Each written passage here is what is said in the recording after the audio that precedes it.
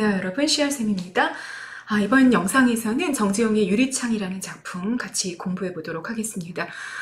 정재용의 유리창은 시인과 관련된 배경 지식을 좀 알고 갈 필요가 있죠. 시인이 지금 정재용의 유리창 같은 작품은 유리창 1, 유리창 2 이렇게 두 편이 있어요. 두 편 중에 지금 이 본문을 굉장히 많이 배우게 되는데 둘 다 동일한 시적 상황을 깔고 있습니다. 그 동일한 시적 상황이 바로 아이의 죽음이에요. 폐병에 걸린 아이가 죽는 경험, 그것이 동일한 시적 상황으로 깔려 있는 작품 두 개가 있다. 유리창 1과 유리창 2라는 얘기고요. 그 중에 유리창 1이 바로 이 작품이 됩니다.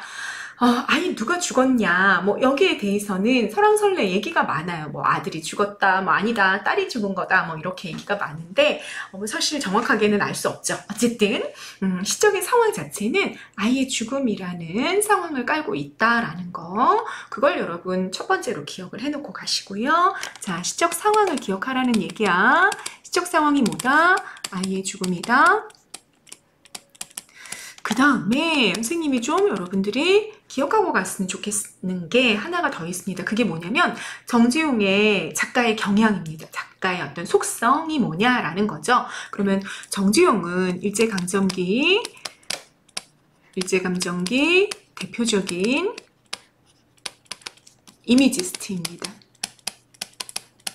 이미지스트라는 건 뭐다, 여러분? 이미지스트라는 건 감각적 이미지를 중시했다 라는 얘기고요. 감각적 이미지는 뭔가 감각적 이미지다 라는 거를 또 여전히 헷갈려 하는 친구도 굉장히 많이 있어요. 감각적 이미지 하면 이제 여러분들이 좀 알고 있어야 돼. 고등 국어에서는 대입을 치를 때까지는 어떤 개념입니까? 오감을 자극하는 구체적 자연물이나 사물을 시에 굉장히 많이 활용하고 있다는 얘기입니다. 오감, 뭐가 있어요? 아주 대표적인 게 시각이죠. 시각. 자연물이 있으면 기본적으로 우리가 눈에 보일 거 아니야? 자연물이나 사물은 그 시각, 또 오감 뭐가 있어요? 청각, 후각, 미각, 촉각, 거기다가 시적인 표현이 감각을 활용하는 시적인 표현 공감각과 복합감각까지. 자, 공감각과 복합감각은 어떤 차이가 있는지 선생님 영상을 만들어 놨으니까 그거 확인하시면 되고요. 자, 감각적 이미지다 그러면 일단 여러분 기억하시라는 얘기입니다. 뭘 기억해라? 오감을 자극하는 아주 구체적인 자연물들, 또 그 오감을 자극하는 표현들, 이런 것들이 대단히 많이 나오고 있는 시구나. 그게 감각적 이미지를 활용하는 시다라는 개념을 알고 가시고요. 정재용은 이걸 굉장히 잘 활용했던 시인, 그것도 아주 대표적으로 이걸 잘 활용했던 시인이다라는 사실을 기억하고 가셔야 된다라는 얘기입니다. 특히 이 이미지스트다 그러면 이미지 중에서도 시각 이미지를 굉장히 많이 활용했어. 시각 이미지를 활용을 많이 했기 때문에 이런 시들을 우리가 회화시다, 마치 그림이 그려지기도 한다. 이제 정지용 말고 이제 김광섭 같은 시인들이 이런 회화시를 또 굉장히 잘 구사했었죠. 그래서 이런 시인들이 1930년대 우리 시단을 좀 지배하고 있었어요. 그래서 이미지스트였다라는 거 여러분이 기억하고 가시면 좋겠습니다. 이 두 가지를 좀 염두에 둔 상태로 유리창이라는 시를 들어가게 되면 아이가 죽었어. 그 상황을 그려낼 거야. 그런데 이걸 감각적인 이미지를 통해서 표출할 거야 라는 걸 기억하게 되는 거죠. 그러면 상황은 여러분 플러스야 마이너스야? 대단히 마이너스야. 아이가 죽는다는 건 부모 입장에서는 정말 자기 죽음보다도 더 아프고 더 고통스러운 경험이란 말이에요. 근데 이 고통스러운 경험을 감정이 폭발해서 뒤로 넘어갈 것만 같은 이 고통스러운 이 절망, 슬픔, 이 감정을 감각적인 이미지를 통해서 드러냈다라는 건, 자, 어떤 것이 가능해지냐면요. 요 공식을 좀 또 기억해 놓고 가실 필요가 있습니다. 감각적 이미지가 부각이 되잖아? 감각적인 이미지가 이렇게 커지면 반비례 관계야. 감정은 어떻게 되냐면요. 감정은 이렇게 밑으로 내려가. 절제가 돼. 왜? 시의 표면에 뭐가 나와? 감각적인 이미지들이 막 주로 나온다니까? 감각적인 이미지들이라는 건 뭐예요? 구체적인 자연물이나 사물이라 그랬잖아. 시의 표면에 구체적인 자연물이나 사물이 자꾸 나오게 되면 감정은 그 안으로 숨어 들어가게 되어 있다. 그 얘기예요. 그래서 거의 공식처럼 굳어져 있는 개념이 요겁니다. 감각적인 이미지를 부각시키면 자연스럽게 감정은 절제가 돼. 그러니까 시인들이 감각적인 이미지를 많이 활용하고 있다는 건 그만큼 자기 시 안에서 감정을 절제하고자 하는 의도를 가지고 있었다. 그 얘기가 되는 거죠. 그러면 요게 여러분 아이의 죽음이라는 엄청난 절망을 드러내는데 그걸 어떻게 절제해서 드러내고 있겠구나. 왜? 이 시인이 이미지스트였으니까. 감각적인 이미지들을 시의 전면에 등장시킬 거니까 라는 것을 여러분들이 염두에 두고 시를 시작해보자 라는 얘기입니다. 됐죠? 자, 시작해보겠습니다. 유리는 유리창이야, 유리창. 유리창에 차고 슬픈 것이 어른거린다. 차갑다라는 거는 지금 어떤 상황이 펼쳐지고 있는 거냐면요. 추운 겨울이에요. 추운 겨울이고 밤입니다. 여러분 뒤로 읽어가다 보면 왜 선생님이 밤이라고 얘기했는지 이런 것도 좀 잡힐 거야. 일단 전체를 알고 있는 선생님 미리 설명을 해본다면 아버지가 유리창 앞에 서 있어요. 추운 겨울이야. 추운 겨울이다 보니까 이렇게 입김이 이렇게 서린 거죠. 입김이 이렇게 부딪힌 거야, 창에. 그러면 여러분 알잖아, 모두. 유리창이 어떻게 돼? 뿌옇게 이제 서리는 거지. 입김이 서리는 거지. 입김이. 그래서 뿌얘지잖아요. 그러면 바깥에 있는 사물들이 또 예컨대 바깥에 현관등 불이 켜져 있었다고 합시다. 그러면 그 현관등 불이 이렇게 흔들려서 보이는 거지. 입김 너머로 보이는 불빛인 거죠.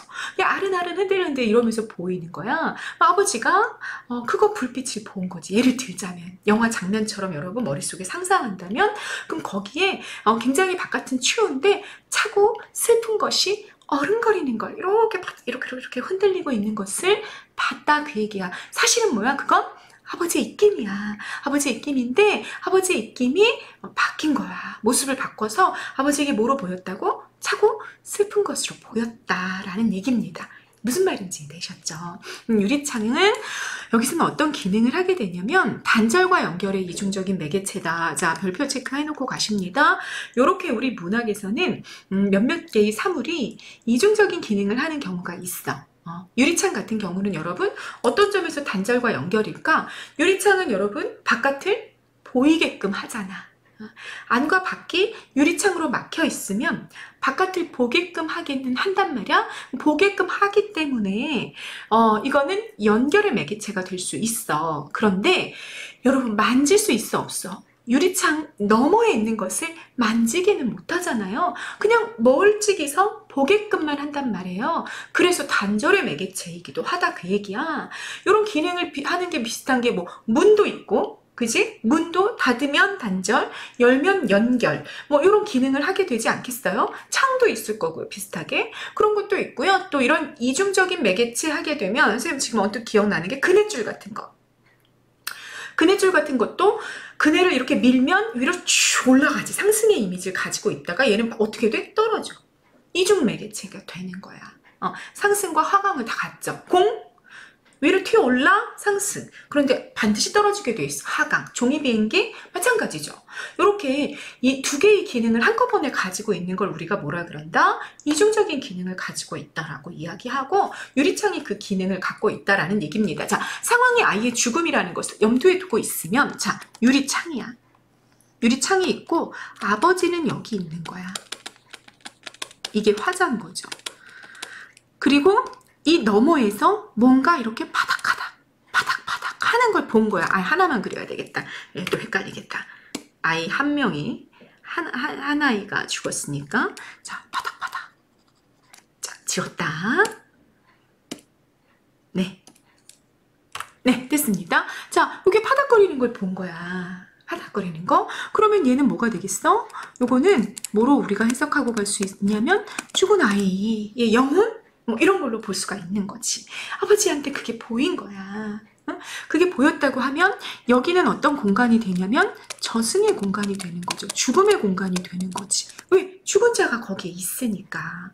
자, 아버지는 살아있는 자죠? 그러면 여기는 이승이죠. 삶의 생애 공간이라고 볼 수 있겠죠. 이걸 다 가루는 경계가 됐던 게 지금 뭐다? 유리창이다 그 얘기야. 유리창 너머로 저승에 있는 아이의 영상을 아버지가 봤다는 거죠.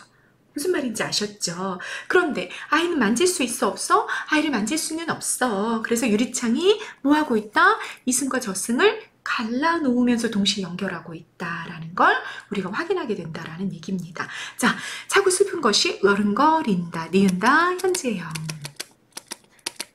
그래서 지금 현재 그 일이 일어나고 있는 것 같은 생생한 느낌을 부여하고 있죠. 차고 슬픈 것 체크하고 가시고요.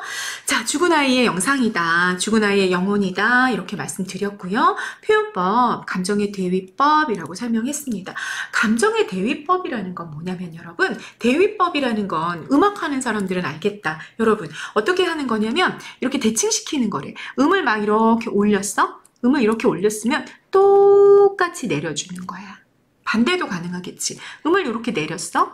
그러면 똑같이 올려줘서 이렇게 대칭을 맞춰주는 거. 그걸 대위법이라고 얘기한대요. 그러면 여러분 문학에서 감정의 대위법이다. 그러면 그건 무슨 뜻이 되겠어? 감정이 이렇게 올라가. 그러면 이걸 그대로 바로 내려주고, 감정이 반대로 내려가? 그러면 똑같이 올려주고, 이렇게 하고 있다는 얘기지. 그러면 감정의 대위법을 사용하게 되면 감정은 여러분 이게 막 폭발할 수 있을까? 폭발할 수 없겠지. 한없이 우울해, 우울함의 정세로 내려가고 싶어. 그런데 이걸 끌어올리잖아.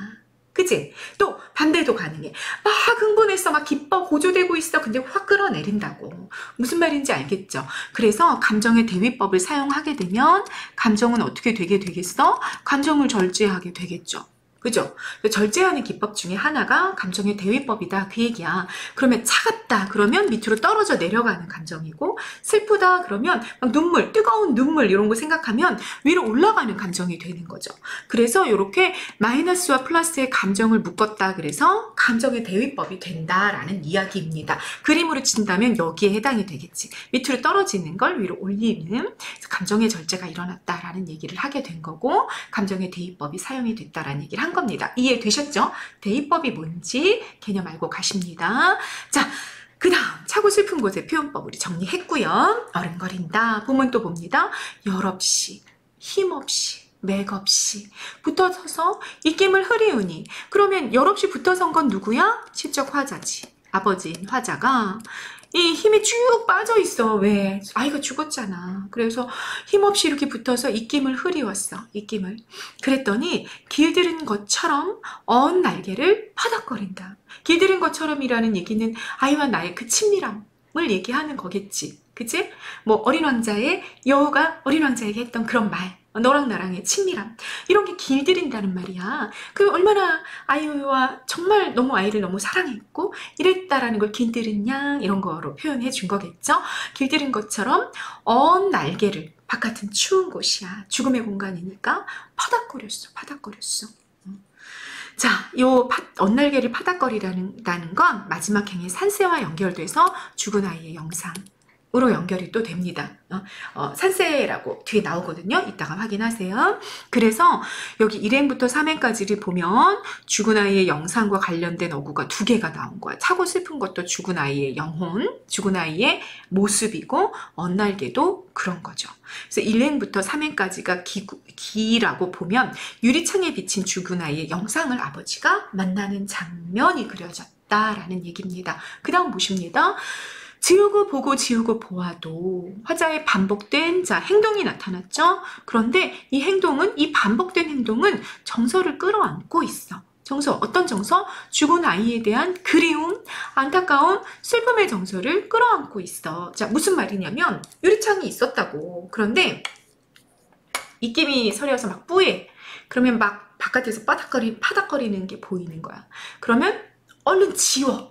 그럼 여러분 입김을 싹 지웠다니까? 밖에가 선명하게 보이겠지. 그럼 죽은 아이의 영상이 보일까? 안 보여. 그때는 또. 그런데 확 지우고 이렇게 보는 동안에 입김이 또다시 사라지잖아. 막 가까이서 보는 거지. 아이를 보고 싶어가지고. 그러면 또 입김이 뽀얗게 사라지면 다시 아이의 영상이 탁 떠오르는 거야. 그러면 또 아이를 자세히 보고 싶으니까 얼른 또 지워. 그럼 안 보여.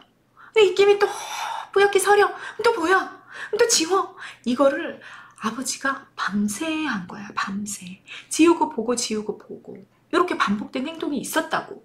그러면 이 행동은 어떤 정서를 내포하고 있겠는지 느낌이 오는 거지. 아이가 너무 보고 싶은 거죠. 아이가 너무 보고 싶은데 보이지 않아. 이렇게 지우고 나면. 그래갖고 슬픈 거, 안타까운 거. 아이를 너무 보고 싶어하는 그 죽은 아이를 보고 싶어하는 아버지의 마음.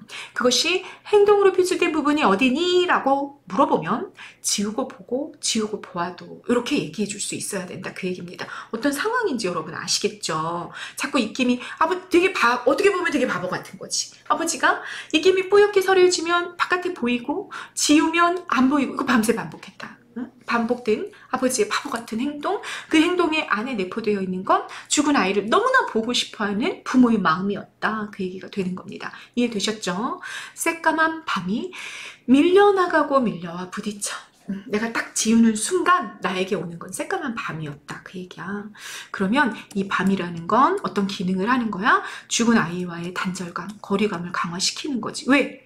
아이의 영상을 보고 싶었는데 지우는 순간 새까만 밤만 유리창으로 확 부딪혀 왔다. 그 얘기인 거야. 그래서 아이와의 단절감, 거리감을 강화시킨다라는 얘기가 된 거죠. 그러면 이때의 화자의 정서는 굉장히 절망감이 됐겠다. 그죠? 자, 여기 표현법도 정말 멋있는 표현이죠. 밤을 밀려나가고 밀려와서 부딪히고 파도에 비유했어. 그래서 많은 시간의 흐름을 나타냈죠. 자, 밤이라는 건 눈에 보여 안 보여? 밤이라는 시간 자체는 어때요? 이게 깜깜해졌기 때문에 새까만 밤 하면은 시각 이미지긴 한데 밤이라는 시간대 자체는 눈에 보이는 시간은 아니잖아. 시간의 흐름이라는 거. 그래서 요거는 추상이고 이거를 파도처럼 비유한 거잖아. 그동안 여러분 파도는 눈에 보이잖아요. 그래서 이거는 구체가 된 거야. 그래서 추상의 구체화가 나타났다라는 표현을 쓰게 되는 겁니다. 밤이라는 게 파도처럼 이렇게 확 부딪힐 수 없기 때문에 그런 표현을 쓴 거야. 무슨 말인지 아셨죠? 추상의 구체화. 시간의 흐름이 드러나 있고요. 그리고 새까만 밤은 절망감을 강화시킨다. 라는 얘기까지 드렸습니다. 자, 밀려와 부딪혔을 때 물먹은 별이 쉼표 땅 반짝 보석처럼 박힌다. 역시 현재형 시제 사용하고 있고요. 물먹은 별의 함축적인 의미는요.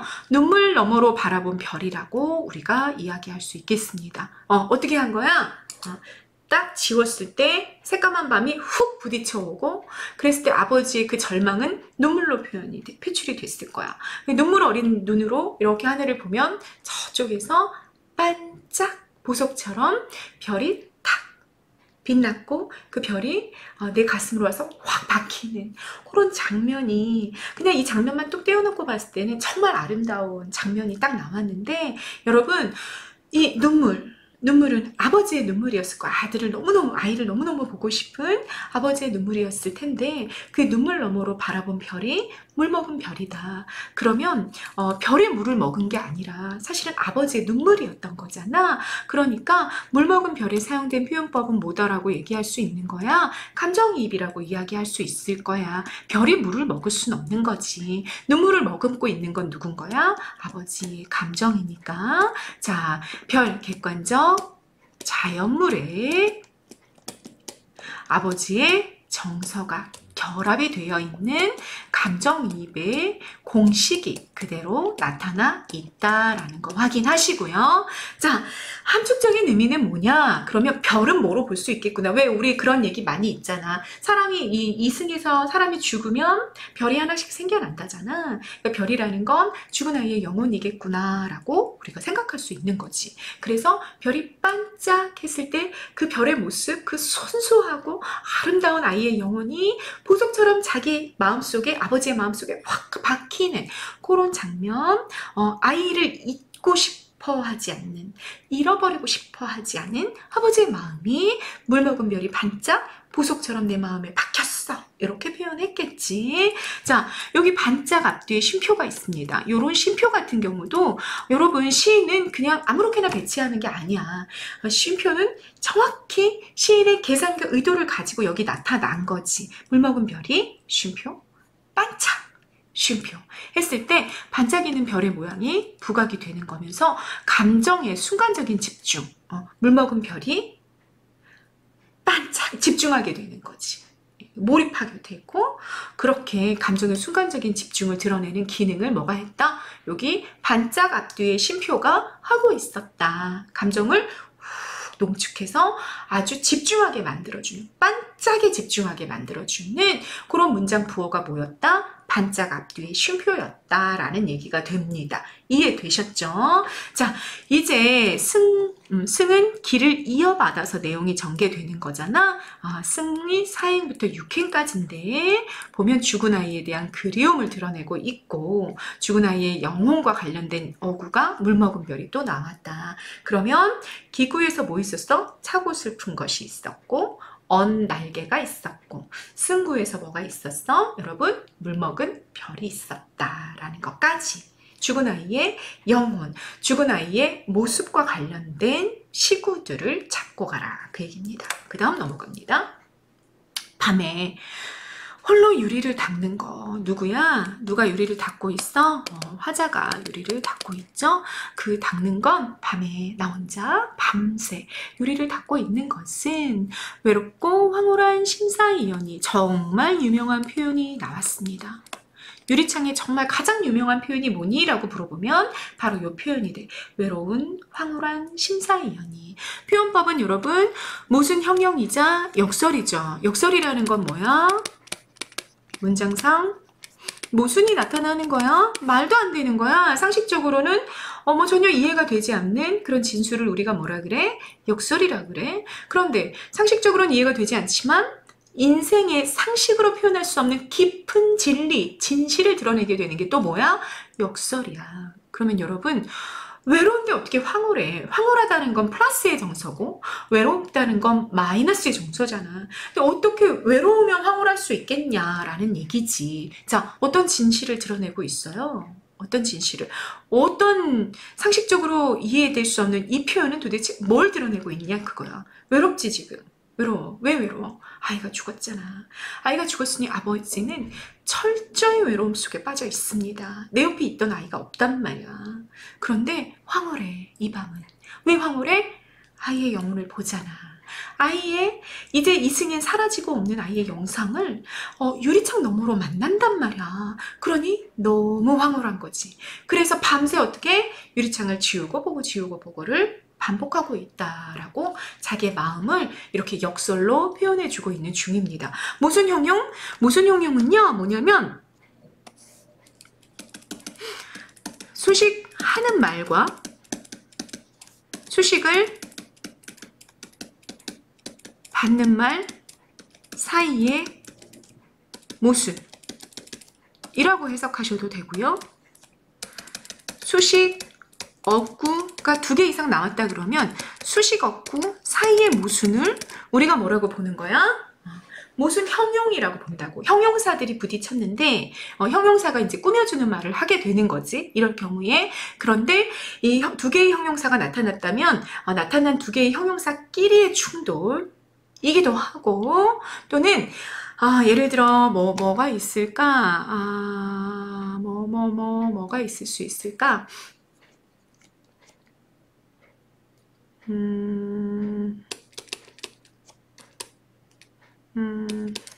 아름다운 이별 이렇게 한다고 칩시다. 아름다운 이별. 그랬을 때 아름다운이 이별을 꾸며주잖아. 그런데 어때? 아름다운이라는 것이 이별이랑 어울리지 않는 거지. 그죠? 그렇게 해가지고 역설이 만들어질 때 그걸 우리가 뭐라 그런다? 모순 형용이라고 한다. 그러니까 수식하는 말과 수식을 받는 말 사이의 모순, 이걸 모순 형용이라고 하고 수식 어구 사이의 모순을 또 뭐라 그런다? 여기 수식 어구 사이의 모순을 얘기하는 건 이런 게 되는 거지. 외로운 그리고 황홀한 이 형용사 2개가 충돌한단 말이야. 그런데 이렇게 2개의 충돌하는 형용사가 같이 결합이 되어 있는 거야. 그래서 수식 어구 사이의 모순이라는 말이 되는 거죠. 무슨 말인지 알겠죠? 우린 이런 거를 뭐라 그런다는 거야? 모순 형용이라고 얘기한다는 거야. 그러면 여러분 이런 질문이 생겨날 수 있어. 아름다운 이별도 역설이고 또 외로운 황홀한 심사도 역설이니까 선생님 역설 이퀄 무슨 형용인가요? 이렇게 질문할 수도 있을 것 같아. 그렇지 않습니다, 여러분. 역설이 더 큰 개념이야. 예를 들자면 역설에는 이런 것도 있잖아. 흐르는 남강은 가지 않습니다. 그러면 여러분 여기서는 역설이 어떻게 만들어졌냐면 흐르는 것과 가지 않는 것, 요 사이의 대립 때문에, 요 사이의 모순 때문에 역설이 만들어졌단 말이에요.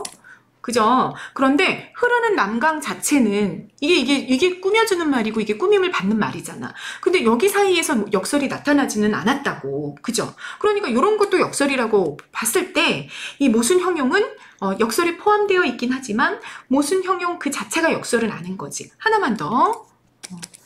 님은 갔습니다. 나는 님을 보내지 않았습니다. 이것도 역설이잖아. 그죠? 이 두 가지가 충돌했잖아. 님은 갔어. 그러면 나는 님을 보낸 게 된 거지. 근데 어떻게 님을 갔는데 나는 님을 보내지 않았다고 말할 수 있냔 말이야. 그럼 이건 역설의 굉장히 대표적인 예란 말이야. 그렇지만 여기에는 무슨 형용이 나타나진 않았어. 다시 말해 수식 어구끼리 충돌하거나 어떤 꾸며주는 말이 꾸밈받는 말과 충돌하는 그런 게 나타나진 않은 거지. 무슨 말인지 아시겠죠? 그래서 정리해보자, 여러분. 벤다이어그램으로 그려본다면 얘가 역설이야.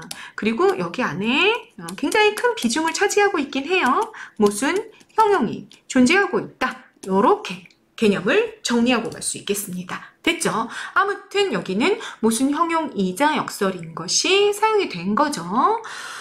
아이가 죽었기에 외롭고 죽은 아이를 만날 수 있게 황홀하다. 이렇게 선생님이 역설의 개념도 정리해놨고요. 그리고 이건 감정의 대위법이기도 하다. 그지? 외로운데 이건 마이너스의 감정, 황홀한 건 플러스의 감정. 그래서 밑으로 쭉 떨어지고 있던 감정을 훅 올려줬잖아. 감정의 대위법 쓰인 거 맞죠? 그렇게 되면 감정은 전체가 되게 된다. 이렇게 정리가 됐습니다. 됐죠? 이 부분이 전 부분이 돼서 자기 유리를 닦으며 느끼는 자기 모순된 감정을 설명했습니다. 이제 마무리입니다. 고운 폐혈관이 찢어졌어. 아이가 죽은 원인이죠. 아이가 폐병으로 죽은 거야. 찢어진 채로. 그래서 여러분 선생님이 정말 오래전에 라디오로 들었는데 이게 폐병에 걸려서 마지막에 죽을 때는 정말 피를 토하잖아. 폐병에서는. 그래서 이 폐가 막 다 갈기갈기 찢어져서 피를 막 진짜 한 양동이를 토하고 그렇게 죽는데요. 너무너무 고통스럽고 비참한 막 보는 사람들도 너무너무 마음이 아픈 그런 병이었겠죠. 그럼 폐혈관이 찢어진 채로 아이가 폐병으로 죽었구나 정보고요. 감탄사입니다. 그러면 여기서는 여러분 뭐가 나타나는 거야? 영탄적 어조가 나타나면서 감정을 폭발하게 되는 거지. 폭발이 여기 나타난 거지. 그러니까 여러분 거의 마지막까지 최대한 감정을 절제하고 가던 화자가 마지막 행에서 감정을 폭발했구나 라는 거 알 수 있습니다. 뉘는 너는 산새처럼 지규 나왔네. 비유 날아갔구나. 자, 이렇게 산새라고 죽은 아이를 표현하고 있기 때문에 앞에서 기 부분에서 뭐가 나온 거야? 언 날개를 파닥거린다라는 표현이 있었다라는 얘기를 앞에서 드렸던 겁니다. 이해되셨죠? 아이의 시적 기능, 시상 집중하고 감정을 집약해서 폭발시키는 기능이 있었다라는 거. 날아갔구나의 느낌표도 감정을 폭발하는 기능을 하게 되죠. 그래서 영탄적 어조가 마지막 각 행에 드러난 겁니다. 아이의 내포된 심리, 탄식, 절망, 슬픔 이런 정서가 내포됐을 거고요. 자, 아이의 시적인 전통성을 한번 따져보자. 그러면 19제 향과 낙구의 감탄사나 시조종정의 감탄사와 관련성을 따져볼 수 있겠습니다. 19제 향가 여러분 10줄짜리 신라의 노래죠. 7, 8, 9, 10. 자, 여기 9행과 10번째 행을 낙구, 마지막 행이다 그래서 낙구라고 부르고 이 9구째의 첫머리에 뭐가 있었다? 감탄사, 감정을 집약시키는 감탄사가 있었어. 그리고 이게 뭐로 연결이 됐냐면 시조의 초장, 중장, 종장 이렇게 세 줄짜리가 시조잖아. 종장의 첫 구절에 또 뭐가 있었어? 감탄사가 있었어. 요 19제 향가, 그리고 시조 종장의 감탄사, 그리고 정지용의 시에도 이런 감탄사는 같이 전통의 계승이라는 연결선상에서 기능을 좀 살펴볼 수 있겠다라는 것도 여러분 알고 가시면 되겠고요. 자, 마지막 행 지규 쓰인 거, 그리고 영탄, 아, 날아갔구나, 느낌표. 됐죠? 그리고 마지막 죽은 아이의 영상과 관련된 시어, 산세까지 나왔습니다. 자, 9행, 10행, 아이의 죽음을 인식하는 데서 오는 탄식으로 시가 끝났다. 절규하고 절망하면서 시가 끝났다. 라는 거 여러분이 마무리 화자의 태도로 정리해 놓고 가시면 되겠습니다. 죽은 아이의 그 죽은 아이에 대한 그 고통, 절망, 탄식을 벗어날 수 없는, 그리움을 벗어날 길이 없는 아버지의 마음을 드러내면서 시가 끝났다라는 얘기입니다. 됐죠? 핵심 정리해 봅니다. 자, 성격이 회화적이라고 얘기한 거 시각 이미지가 부각이 되고 있었기 때문에 그래요. 그래서 감각적이라고도 얘기했고 되게 슬프죠. 슬플 애, 가슴 아플 상, 애상은 슬프다라는 뜻이었어. 그리고 상징적인 시어들이 많이 사용이 된 거 여러분 확인하실 수 있었습니다. 됐죠? 표현상의 특징 별표하고 가십니다. 감정의 대위법 말씀드렸고요. 상반되는 감정을 연속적으로 배열하는 건데 감정은 절제, 증폭 중에 어느 쪽이다 여러분? 네, 절제 쪽이다 라는 거 알고 가시면 되는 거고요. 본문에는 차고 슬픈 것이나 외로운 황홀한 심사가 감정의 대입법으로 존재하고 있었다라는 거. 두 번째, 선명한 감각적인 시어를 구사하고 있는데 특히 시각 이미지가 강조되어 있다. 이미지지맷이다라는 거 알고 가시면 되고요. 역설법을 통해 화자의 정서를 표출하고 있다라는 것도 중요하니까 표현상의 특징으로 좀 기억하고 가십니다. 주제, 자식을 잃은 슬픔과 아들에 대한 그리움을 드러내고 있다라는 거 주제 알고 가시면 되고요. 7번 별표입니다. 죽은 아이의 영상과 관련된 시어들을 골라라 했을 때 서술형으로 딱딱딱 단답형으로 쓰실 수 있어야 돼요. 차고 슬픈 것, 언날개, 물 먹은 별, 보석처럼 했으니까 보석은 2차 비유어가 됐겠죠. 그죠? 물 먹은 별은 아이의 영상이었고 그럼 이때는 은유가 쓰이는데 그 물 먹은 별을 보석처럼 이라고 표현했으니까 여기에는 지규가 쓰일 거고 보석은 2차 비유어가 되겠다. 라는 얘기가 되는 거고요. 그러니까 죽은 아이의 영상과 관련된 걸 써라 그랬을 때 보석은 안 쓰는 게 맞겠지. 그치? 보석은 그냥 별을 비유하기 위한 2차 비유어다 정도로 알고 가시면 되겠습니다. 마무리에 산세까지. 죽은 아이의 영상은 총 몇 개다? 4개다 라는 거 기억하시면 되겠습니다. 자, 기출문제 유형쌤 정리해놨습니다. 표현상의 특징을 물어보는 문제가 제일 많이 나왔다라는 거 알고 가시면 되고요. 역설법에 사례 이렇게 쭉 잡아놨어. 여러분. 이렇게 잡아놨으니까 이런 왜 역설인지 소리 없는데 아우성일 수 없으니까 충돌하면서 역설, 고운데 어떻게 서러워 역설 이런 것들 이렇게 쭉 여러분들 체크하면서 가봅니다. 결별, 축복 충돌했고 찬란한 슬픔 충돌하고 사랑을 위하여 이별이 있어야 되네 충돌, 괴로웠는데 행복했대 충돌 이런 것들 역설 잡아내는 훈련 정확하게 되어 있어야 됩니다. 만약에 잘 모르겠다 그러면 여러분 저희 CR 유튜브에 역설과 반어를 원장님이 설명해 주신 영상이 있거든요. 그것도 한번 확인해 보시면 좋겠습니다. 그 다음 시어의 함축적인 의미를 파악하는 문제 유형도 있겠다. 특히 유리는 함축적인 의미를 파악해라 문제로 많이 출제가 됐었다라는 거. 죽은 아이의 이미지 형상화, 죽은 아이의 이미지와 관련된 거 뽑아내라 하는 문제 많이 출제가 됐었다. 특히 여러분 조금 나눠본다면 허망하게 죽은 아이의 영상과 관련된 건 차고 슬픈 거, 언날개, 산세 이런 것들을 잡을 수 있을 것 같고 아이의 순수하고 맑은 모습은 별로 표출이 됐다라는 걸로 이렇게 죽은 아이의 영상과 관련된 단어들도 좀 나눠볼 수 있겠다라는 거 잡고 가시고요. 화자의 정서 및 태도를 파악하는 건 시에서는 언제나 중요하죠. 그리움이 절제되다가 마지막 행에서 폭발하는 모습을 보였다라는 거 정리 잘 해두고 가시고요. 자, 죽어서 이별하는 거 우리 사별이라고 하잖아요. 그 사별을 모티브로 한 시들도 선생님이 여기다 정리해 놨습니다. 대표적인 시들이니까 여러분 정리해 두고 가시면 좋겠습니다. 님이 물을 건너간 고대가요 공무 도화가죠. 님의 죽음, 남편의 죽음을 모티브로 하고 있고요. 그대 하늘 끝 홀로 가신 님아. 현대시죠? 귀족도라는 현대시도 하늘 끝 홀로 가셨다라는 거, 님의 죽음이다라는 상황 잡으시면 됩니다. 이름이 산산이 부서졌다라는 것도, 이름이 불러도 주인이 없다라는 것도 님이 죽었구나라는 걸 잡을 수 있게 되고요. 자, 나는 간다는 말도 못다 이르고 갔다. 여러분 너무 유명한 제막매가죠. 누이의 죽음을 다루고 있다라는 거. 그 다음 이별가라는 시도 동화밧줄이 사가 내렸어. 밧줄이라는 건 여러분 A와 B를 연결하는 거잖아. 근데 그 동화밧줄이 사가 내렸다라는 건 죽음. 이승에서의 인연의 단절을 상징하고, 네 흰옷자락이만 펄럭거렸다. 흰옷이라는 거 여러분 죽어서 입는 옷, 죽음의 상징이다. 이렇게 읽고 가니까 너가 죽었구나 라는 거 잡고 가는 겁니다. 그 다음 관이 내렸다. 형님 이렇게 부르는데 턱이 긴 얼굴이 나를 돌아보고 형님이라 불렀다. 아우가 죽었구나. 아우의 죽음.